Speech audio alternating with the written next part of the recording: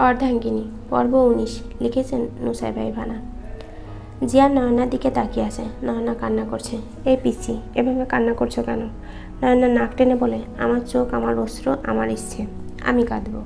এই 18 ঘন্টা জার্নি শেষ করে রেস্ট না নিয়ে তোমার কান্না দেখার জন্য কল করিনি। তা কেটে দেন কল। সত্যি কাঁদবো? আমি তখন চিৎকার করে কাঁদবো। তুমি কি ছিস কাঁদুনি? জানেন রাতে আমি কি স্বপ্ন দেখেছি? চোখের পানি নাকের পানি মুছে জানাও তো লিটল প্রিন্সেস, কি স্বপ্ন দেখলে? নয়না ওড়না দিয়ে চোখ মুছে জিয়ানের দিকে তাকিয়ে বলে, আপনি এভাবে ড্যাব ড্যাব করে তাকিয়ে থাকলে কি করে বলবো? আমার বুঝি লজ্জা করে না? জিয়ান দৃষ্টি অন্যদিকে ঘুরিয়ে বলে, এবার বলেন মহারানী, দেখলাম আপনি নাকি আমার ঠোঁটের নেশায় মাতাল হয়ে গেছেন। আপনার নেশা কাটাতে আমার ঠোঁট দুটো চাইছেন। জিয়ান হুট করে নয়নার দিকে তাকালো। দুজনের দৃষ্টি মোবাইল স্ক্রিনের দু প্রান্তে থেকে স্থির হলো একে অপরের দৃষ্টিতে। কান্নার ফলে ঠোঁট দুটো হালকা ফুলে উঠে আরও আকর্ষণীয় লাগছে। নাকটা লালচে হয়ে আছে। জিয়ান অপলক দৃষ্টিতে কিছুক্ষণ তাকিয়ে থেকে বলে, এমন ঠোঁট তো আফিমের চেয়েও নেশালো। মাতাল হয়ে না ওঠার উপায় আছে? নয়না দু হাতে মুখ ঢেকে নিল। ইস, কি লজ্জা!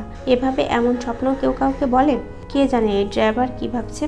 লাজুক লতা, এভাবে মুখ ঢেকে রাখলে তো তোমাকে একদম আদুরে বউ লাগে। তো আমি কি বউ না? তুমি বউ। তা তোমার বর কই? আমার বর বিদেশে। জিয়ান হেসে ফেলল। হাতটা সরাও, দেখতে দাও তোমাকে। আমার লজ্জা করছে তো। এভাবে কেউ দেখতে চাইলে লজ্জা করে না বুঝি? তুমি জানো আমার বয়স কত? আপনার বয়স জেনে আমি কি করব? গুনে গুনে তোমার চেয়ে 14 বছরের বড়। 13? 1 যুগ বেশি কাটিয়েছি তোমার চেয়ে। 1 যুগ বেশি কাটিয়ে কোন রাজ্যে জয় করেছেন শুনি? এখনও শিওর না, তবে মনে হচ্ছে কারো মনের রাজ্য খুব তাড়াতাড়ি জয় করে নেব। নয়না মোবাইলের সামনে এসে বলে, মিস্টার প্লেন ড্রাইভার, জেগে জেগে স্বপ্ন দেখতে থাকুন। এইসব বাদ দাও। তোমার না এক্সাম, পড়ালেখা করছো না কেন? আজকে থেকে করব। আচ্ছা, আমার পরীক্ষা সবাই আমাকে কিছু না কিছু দেবে, তো আপনি কিছু দিলেন না? এক্সাম থাকলে কিছু দিতে হয়। আর দেয়নি কে বলল? এই যে আপনার চোখের সামনে বসা ষড়শী রূপবতী বলল, রূপবতী মেয়েরা সহজভাবে মিথ্যা বলতে পারে। আপনাকে আমার মিথ্যাবাদী মনে হয়? আরে সরি, মজা করে বলেছি। আমার চোখের দিকে এভাবে তাকিয়ে থাকবেন না।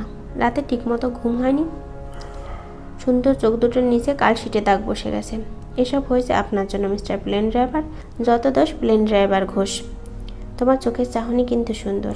তেলের দাম এত কমে যায়নি। আপনি যেভাবে তেল দিচ্ছেন মনে হচ্ছে তেল ফ্রিতে পাওয়া যায়। জিয়ান চৌধুরী কাউকে তেল দেয় না। নয়না কিছু বলতে চাও থেমে গেল। আচ্ছা পিচ্ছি, এখন রাখি, খেয়ে রেস্ট নেব। আর হ্যাঁ, এখন শুধু পড়ালেখায় প্রকাশ করো। আমাকে কিছু কেন দিলেন না সেটার উত্তর দিন। আমি এয়ারপোর্টে তখন টাকা সাধলাম, নিলে না কেন? ওটা তো বেডশিটের, তাই। এখন কিভাবে দেব জানি না। আচ্ছা বাবু, রাখি। Good bye, take care. যেন কল কেটে দিল। নয়নার মনটা উদাস হয়ে গেল। মাত্র 40 মিনিট কথা বলল। রাতে এপাশ ওপাশ করতে করতে কখন চোখ লেগে গেছে জানা নেই নয়নার। ঘুম ভেঙে দেখে জিয়ানের মিসড কল ব্যাক করবে তার আগে ওপাশ থেকে কল আসে। কিন্তু এতটুকু কথায় তৃষ্ণা তো মিটল না, উল্টে আরও বাড়ল। নীলাঞ্জনা তালুকদার, ওর বাবার নাম মিজান তালুকদার আর চাচার নাম মাহবুব তালুকদার। তালুকদার বাড়ির বড় মেয়ে নীলাঞ্জনা। লাবিবের কথা শুনে অবাক হলেন সৈকত সাহেব। মুহূর্তে শান্ত স্বরে বলে, শিল্পী, মেয়েটাকে তোমার সাথে নিয়ে যাও, ওর কি কি লাগবে দেখো। নীলাঞ্জনা? নীলাঞ্জনা নাম তোমার? জি। আজকে থেকে আমরাও তোমার আরেক বাবা মা। নীলাঞ্জনা বেশ অবাক হলো। মুহূর্তেই মানুষ চেঞ্জ হয়ে গেল। বাপ চাচার টাকা থাকা বুঝি এত প্রয়োজন? শিল্পী বেগম আর নীলাঞ্জনা চলে যেতেই সৈকত সাহেব বলেন, জীবনে এই প্রথম একটা কাজের মতো কাজ করেছিস। আমার ছেলের বউ কিনা তালুকদার বংশের মেয়ে। এবার এটাকে কাজে লাগিয়ে আমাদের ব্যবসাটা আগে বাড়াতে হবে। সোনার ডিম পাড়া হাঁস পেয়েছি, আস্তে ধীরে কাজে লাগাবো। বাবা, ওনারা কি এই বিয়ে মেনে নিবে? মেনে না নিয়ে উপায় আছে? কান টানলে মাথায় এমনিই আসবে। যা, খাতির যত্ন কর বউয়ের। বউ তো না যেন আলাদিনের চেরাগ। বাসায় ঢুকে ব্যাগটা সোফায় ছুঁড়ে মারল। রত্না বেগম দৌড়ে এসে বলে, কি হয়েছে মান্নাত?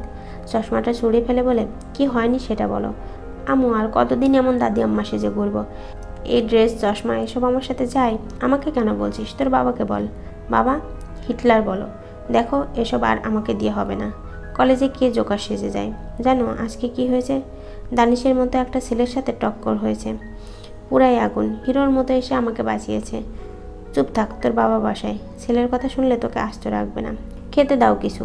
আর শোনো, রাতে কিন্তু ঋতুর বার্থডে পার্টি, সো কোনো কথা শুনবো না। আগেই বলে রাখি, ওয়েস্টার্ন ড্রেস পরবো কিন্তু। তোমার হিটলার স্বামীকে কীভাবে ম্যানেজ করবে সেটা আমি জানি না। মেয়ে আর জামাই নিয়ে রত্না বেগম প্যারায় আছেন। যেমন বাপ ঘাটতেরা তেমন মেয়ে। কি দরকার সরকার পক্ষের বিরুদ্ধে কেস নেওয়ার? এখন নিজের বউ মেয়েকে ছদ্মবেশে থাকতে হচ্ছে। জামাল সাহেব সৎ পুলিশ অফিসার, তবে বর্তমানে সততাও যে বিপদে ডেকে আনে সেটার প্রমাণ সে নিজেই। মন্ত্রীর ছেলেকে গ্রেপ্তার করেছিল, কেস তো কোর্ট পর্যন্ত উঠেনি, উল্টো এখন পরিবার নিয়ে ঝুঁকিতে আছেন। মান্নাত শাওয়ার নিয়ে বের হয়ে আয়নার সামনে দাঁড়িয়ে বলে, মিস্টার হিরো, আমাকে এভাবে দেখলে নিশ্চিত ক্রাশ খেয়ে রাতে ব্রাশ করা ভুলে যেতেন। But I like your attitude. Oops mister hero, নামটাও তো জানি না আপনার। হেয়ার ড্রায়ার দিয়ে চুল শুকাতে শুকাতে বলে, আপনি এই এলাকার, তাহলে 6 মাস কই ছিলেন? একবারও তো দেখলাম না। কোনো ব্যাপার না, নজর যখন পড়েছে আপনাকে খুঁজে ঠিক বের করবই। মান্নাত যা চাই তা নিজের করেই ছাড়ে। ফোনটা হাতে নিয়ে ঋতুকে কল করলো। কিরে, আজকে নাকি আমাদের সারপ্রাইজ দিবি? তা কখন আসছিস দাদি আম্মা? সারপ্রাইজ তো দেখবি, সেসব ছাড়। আগে বল তো, তোদের এলাকায় কোনো ক্রাশ বয় আছে যাকে দেখলেই ক্রাশ খাওয়া যায়? হ্যাঁ ছিল, চৌধুরী বাড়ির ছেলে, আবার পাইলট, যেমন দেখতে তেমন অ্যাটিটিউড। কিন্তু সে তো কয়দিন আগে বিয়ে করে ফেলেছে। তুই শিওর আর কোনো ক্রাশ বয় নেই? না, আমার জানা মতে নেই। মান্নাত কল কেটে দিয়ে বলে, ধুর, ও হয়তো জানে না। আবার মনে মনে বলে, ওদের এলাকা, ও তো জানতো থাকলে বিবাহিত ছেলের উপর কিভাবে ক্রাশ খেতে পারি।